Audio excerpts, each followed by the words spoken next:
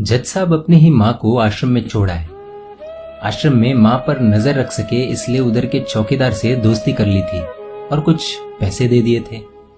जज ने चौकीदार को अपनी दिल की बात आंखों में आंसुओं के साथ बता दी कि घर में पत्नी है जो माँ के साथ बदतमीजी से पेश आती है और पत्नी के कहने पर दोनों बच्चों ने माँ से बात करनी ही बंद कर दी। माँ को अकेलापन लगने लगा और इन सब वजहों से दिन भर रोती, इसलिए उसे आश्रम छोड़ने के लिए आ गए। तो चौकीदार ने कहा, जज साहब आपके सामने सारे सबूत थे कि कौन सही और कौन गलत है, लेकिन अपनी ही माँ के साथ न्याय नहीं कर पाए तो औरों के साथ क्या न्याय करते होंगे आप। ये बात जज साहब के दिल को छुप गई।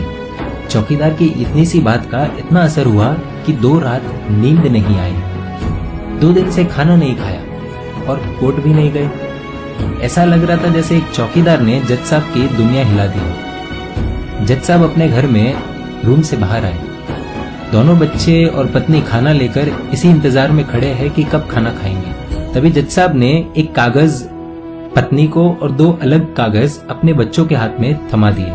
कागज की एक लाइन पढ़ी तो पत्नी के हाथों में से थाली गिर गई।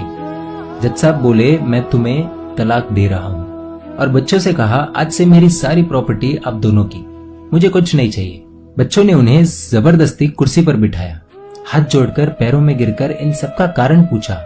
आंखों में आंसुओं के सैलाब के साथ जज साहब बोले कि मैं मेरी 65 वर्ष की माँ को आश्रम छोड़ के आया हूँ, अनजान लोगों के भरोसे छोड़ के आया हूँ, और आप सब कारण पूछ रहे हैं। हम लोगों को शर्म आनी चाहिए। रोज मेरे कोर्ट से आने के बाद माँ रोती थी कि बेटा प्लीज मुझे ओल्ड एज होम में शिफ्ट कर दो।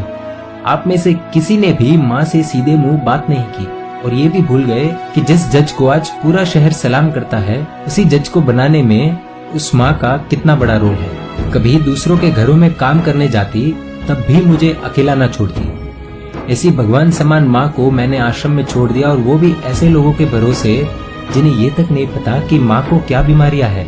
खुद को कोसते हुए जज साहब कहते हैं, दूसरों पर फैसले सुनाने वाला आज मैं खुद हार गया। मैं जज नहीं बल्कि गुनहगार हूँ, और मैंने जो गुनाह किया है वो शायद कानून तो माफ कर देगा, लेकिन ईश्वर के कोर्ट में वो कभी माफ नहीं होगा। ये कहते हुए जज साहब बोले कि अब मैं अपने पापों का प्रायश्चित करने जा रहा हूँ।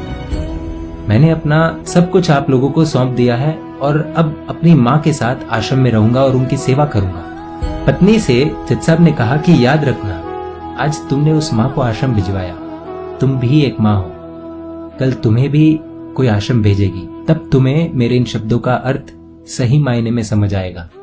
ये बोलकर जज साहब निकल लिए अपनी माँ के पास। आधी रात को चौकीदार भी जज साहब को देखते हुए चौंक गया। अंदर देखा तो माँ सो रही थी।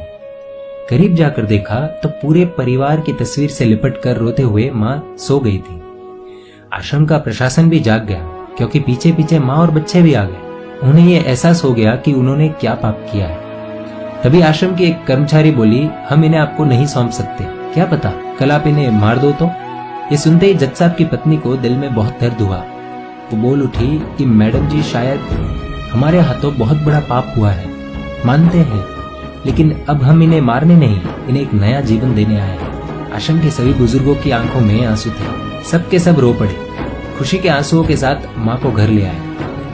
लेकिन वही आश्रम में अनेक आंखें ऐसी थी जो किसी न किसी का इंतजार कर रही थी। दोस्तों, इस कहानी का उद्देश्य तो आप सब समझ गए होंगे, इसलिए शेयर कीजिए और हर घर तक इस कहानी को पहुंचाइए, क्योंकि माँ तो माँ होती है। सब होगा तुम्हारे पास पर सुकून नहीं होगा। सुकून सिर्फ माँ के आंचल में होता है, और उस आंचल को बिखरने मत देना। ऐसी इमोशनल कहानियों के लिए emotional video stories page like करना अनिवार्य है।